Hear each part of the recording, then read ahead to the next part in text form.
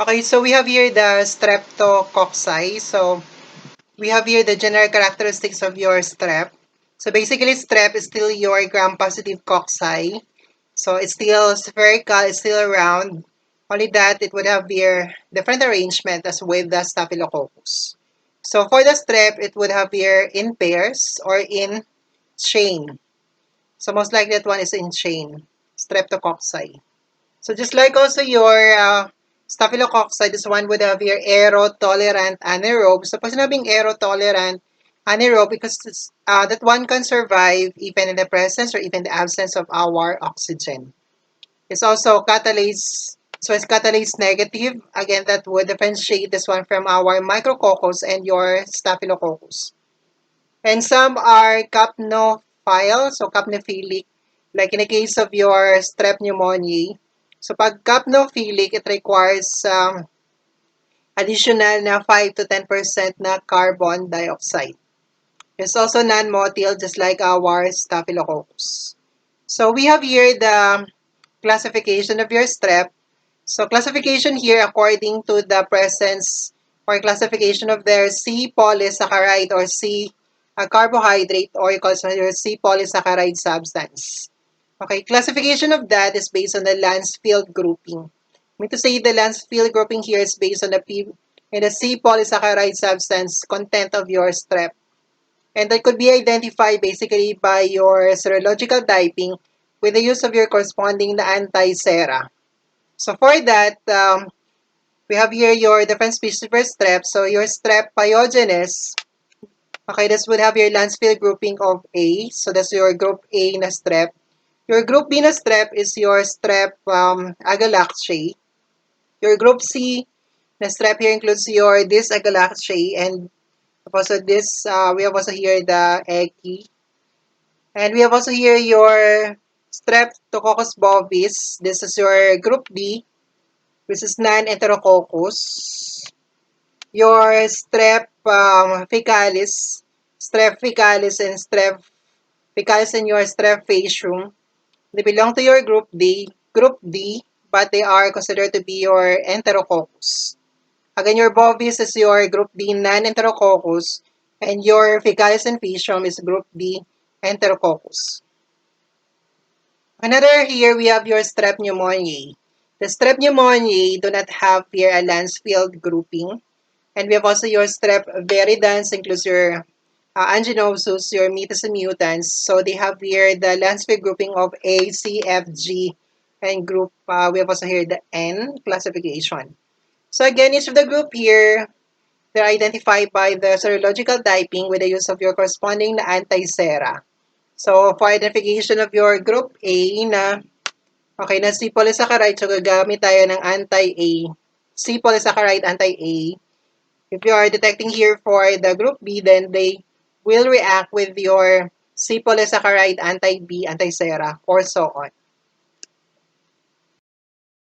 Okay, another classification here of our strep is based on their hemolytic reaction. Based on their hemolytic reaction, we can classify our strep here. That's your Brown's classification. So based on that, we can classify your strep as either beta hemolytic.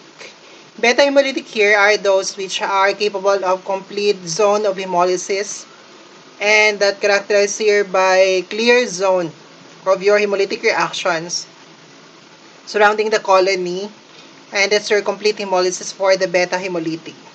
Okay, the alpha on the other hand characterized by partial hemolysis with a greenish discoloration, and the gamma hemolysis here, actually ang gamma, para siyang dapat gamma hemolysis, hemolytic siya, but actually hindi kasi, yung gamma hemolytic is wala siyang hemolysis. So parang hindi siya tamang sabihin na gamma hemolytic because in fact, wala siyang, that's non-hemolytic.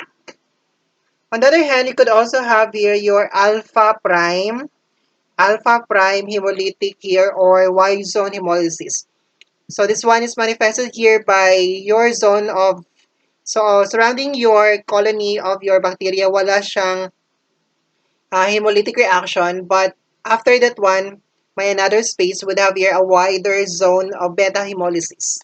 So if that one is your colony, for example, so after that one, wala kang hemolytic reaction, so walang space, and after that one, may another wider zone. So you call that once your alpha prime, or your wide zone hemolysis that might occur here in some of your Viridans. So based on the Brown's classification, so your group A, your strep pyogenes here is beta hemolytic, so this complete hemolysis. Your group B, your strep agalaceae is also beta hemolytic. Your group C, your this agalaceae or eki is also beta hemolytic. Your group D na non-enterococcus, that's your bovis, would have your alpha and gamma hemolytic reaction. Whereas your group B, enterococcus, this includes your faecalis and piscium, would have your alpha, beta, or gamma hemolytic reaction. Okay, the strep pneumoniae, in the other hand, so wala itong, again, your strep pneumoniae, wala siyang Lancefield classification. But in the Brown's classification, it would appear to be alpha hemolytic. So that's your partial hemolysis or greenish discoloration. For your strep viridans, so they are classified here as either alpha, beta, or gamma hemolytic reaction based on your Brown's classification. Okay, then we have also here the different virulence factor of your strep pyogenes. The first one, we have here the protein M. Protein M here try to block the Fc portion of the IgG antibody and therefore preventing the binding of your phagocyte with your bacteria and therefore preventing also it to be phagocytized and therefore you were able to escape the phagocytosis. So again, your M protein is equivalent to your protein A ni Staphylococcus aureus. Okay, the protein F is your fibronectin binding protein. So being a binding protein, it mediates the binding of your strep pyogenes with the host tissues in order for that to cause tissue damage. Lipoteichoic acid also try to mediate attachment to the mucosal surface in order for your strep pyogenes here to cause infection. Hyaluronic acid capsule. So capsule here, so it try to coat your bacteria that would eventually prevent that one to be recognized by our phagocytes and therefore prevent also here to be eliminated or to be killed by our phagocyte. Streptodornase, so this is equivalent of the staphylodorinase. Okay, this is the DNase na enzyme found in your strep pyogenes. So being DNase, you try to hydrolyze here your nucleic acid that includes your DNA and even your RNA. And then we have also here your streptolysin O. This is an oxygen labile na toxin. So usually that's being produced in subsurface. Pag sabi subsurface, nasa medyo inner portion. And this one try to cause here lysis of the blood cells including your RBC, WBC, and platelets. When the environment is anaerobic or walang oxygen. Okay, this one is highly immunogenic because this one try to produce here antibody production with the host. So the patient try to develop here antibody in response to your streptolysin O. Antibody that produces your ASO or anti-streptolysin O. They try to be produces here your immune complex na antigen sa antibody complex. We try to deposit in your renal tube, in your glomerulus of your kidney and try to cause here your kidney damage. Okay, so ito ang responsible for the consequence of your acute glomerulonephritis, which is a kidney disease or kidney damage related to your strep pyogenes infection. Streptolysin S, on the other hand, is oxygen stable. This one usually found here in the surface, medyo nasa upper surface siya. And that one is responsible for lysing your blood cells when they are incubated in aerobic environment or in the presence of your oxygen. But unlike your streptolysin O, streptolysin S here is non-immunogenic. This one do not induce antibody production. Another one, streptokinase or your fibrinolysin. So from the word strep, it's try to hydrolyze your fibrin clot. That would allow your, okay, basically to allows the spread of your infection. Hyaluronidase is the enzyme produced by this bacteria which try to hydrolyze your hyaluronic acid. That would allow it then to damage your hyaluronic acid in your basement membrane. That would allow also the spread of the infection. Then we have your streptococcal pyrogenic exotoxin. So Okay, this is also called your erythrogenic toxin. Pyrogenic is a fever-inducing the toxin, try to induce a fever. Okay, it's erythrogenic toxin which specifically we have your exotoxin A. So pag sabing exotoxin, again, this is not part of the bacteria, it's just being released by your bacteria to the plasma or to the environment.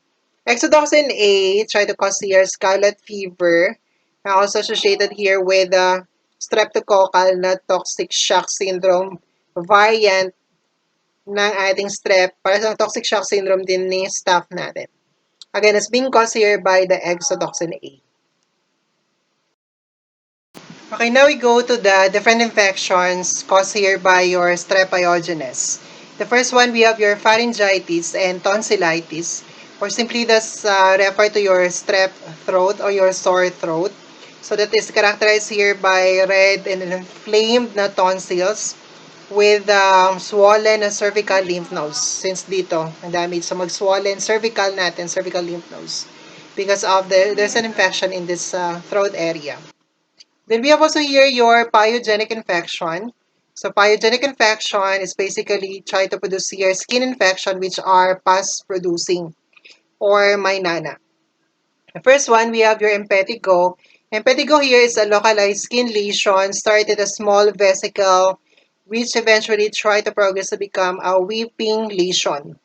Weeping lesion, umiiyak is because na nagnanana. Tama ba? Nagnanana ang sugat, ang lesion ni patient natin.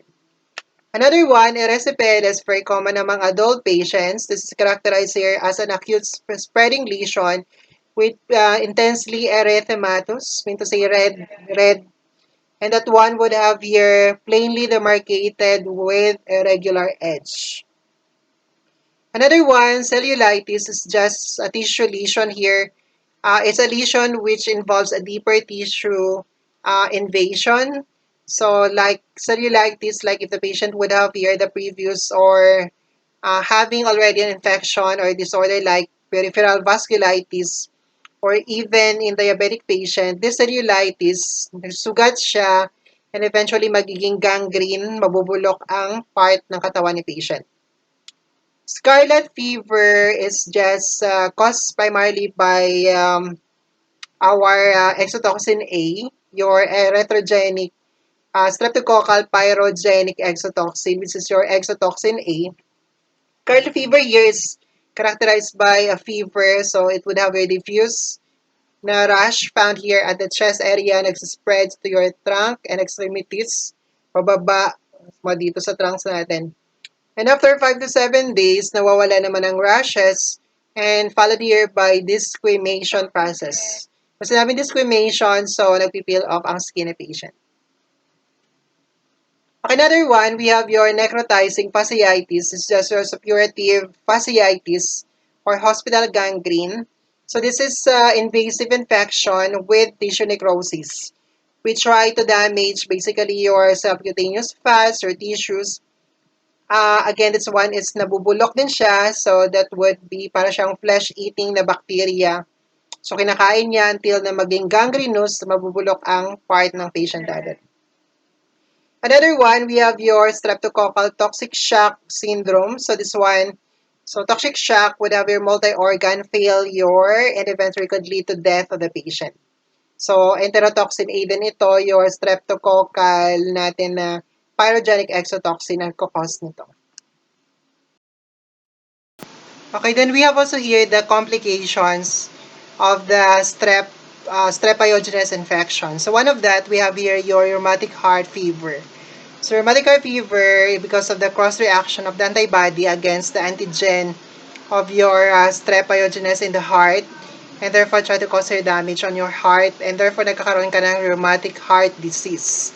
Basically kasi, di ba, ang throat natin malapit sa heart, so if you have infection on this part, pwede siyang bumaba sa heart ang bacteria, and therefore try to cause infection in the heart, and magkakaroon ka later on ng rheumatic heart disease. Kaya hindi dapat binabaliwala ang mga simpleng sore throat because if that one try to recur every now and then, so later on baka magde-develop ka ng rheumatic heart disease. Another complication of that is your AGN or your acute glomerulonephritis. So this is just a kidney disease characterized by the damage in your glomerulus because of the deposition of your antigen antibody complex.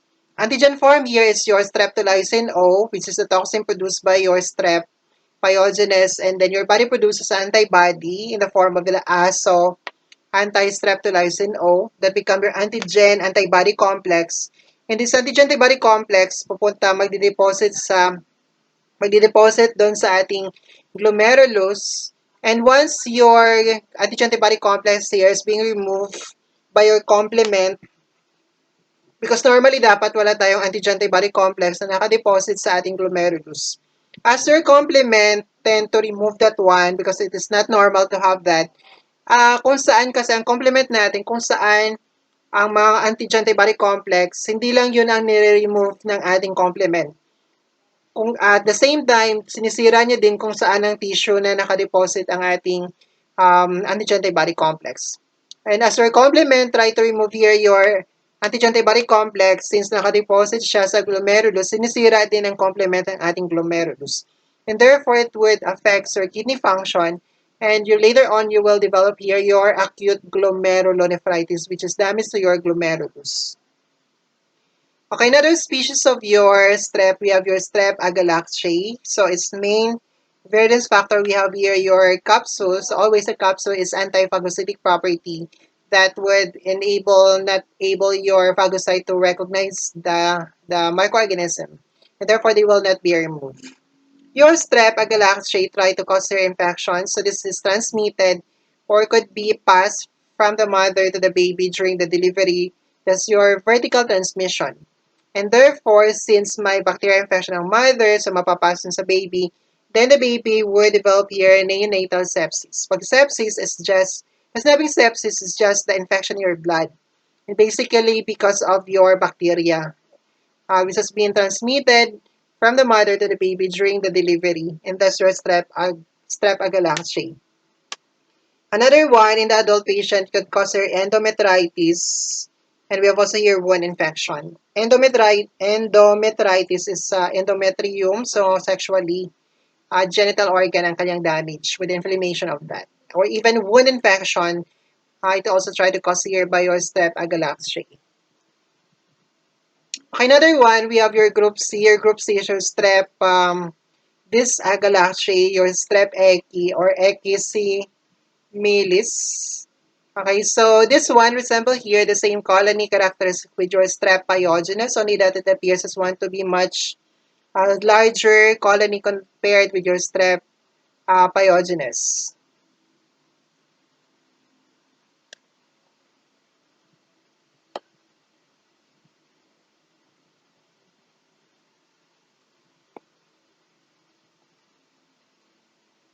Okay, stop out. Okay, there is strep pyogenes.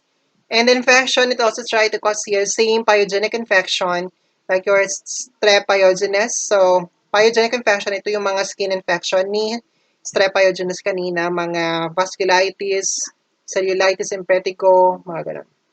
Impetigo, cellulitis, erysipelas, those are your pyogenic infection. Your strep anginosus, the group G, na strep viridans natin. So that one, basically, would resemble also your strep pyogenes in terms of its colony, only that it appears to be much smaller na colony compared with your strep pyogenes. It's also trying to cause here pyogenic infection, mga pus-forming skin infection. And number 4, we have here your strep pneumoniae. So strep pneumoniae, the main variance factor for that, it also contains a capsule, would have here the anti-phagocytic property.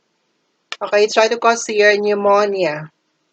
Pneumonia. So pneumonia, the type of the pneumonia caused here by your strep pneumoniae, that could be your community-acquired pneumonia or your lobar pneumonia.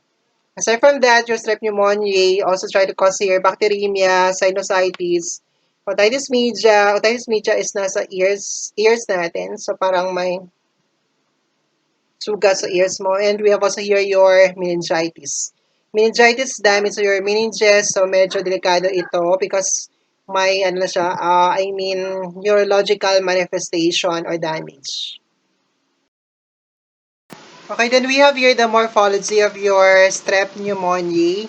So this is gram-positive diplococci, so in pairs. And that one appear to be parang lancet shape, bullet shape. And it's also capnophile, so that would able to grow here with additional 5 to 10% na carbon dioxide requirements. Okay, we have also here Neufeld reaction or your kilong. This is a capsular swelling na test. So it will identify if your organism contains a capsule here by addition of your capsular anti-sera. So under the microscope, nagsiswell ang capsule ng organism natin. It will give a positive result if that one contains a capsule with your Neufeld reaction or your kilong reaction. For the next one, we have your Veridan strep, your ACFGN, the Lansfield grouping. So the reference factors include the following: polysaccharide capsule, dextran, adhesine, serving here as their attachment that would allow them to attach to the surface of your tissue, host tissues, for them to invade and for them to cause a disease. Okay, so your strep viridans is the main causative agent of your subacute bacterial endocarditis. Other causes of the disease here try to cause here bacteremia, sepsis. Okay, then we have also your enterococcus, your group D enterococcus as your strep ficalis or strep facium. So its variance factor includes your extracellular proteins, serine protease, gelatinase for their attachment. Again, the diseases try to cause nosocomial infection, urinary tract infection, bacteremia, and endocarditis. Okay, kindly refer to your PowerPoint na lang. There's a tabular summary of all your disease associated for each of the species. So for that, your strep pyogenes, again, try to cause here your bacterium, your pharyngitis, tonsillitis, pyodermal infection, impetigo, erysipelas, vasculitis, scarlet fever. So consequence niya, mga rheumatic heart fever, rheumatic heart disease, acute glomerulonephritis. Strep pyogenes, again, this is transmitted by neonatal transmission vertically. So, try to cause here your neonatal sepsis.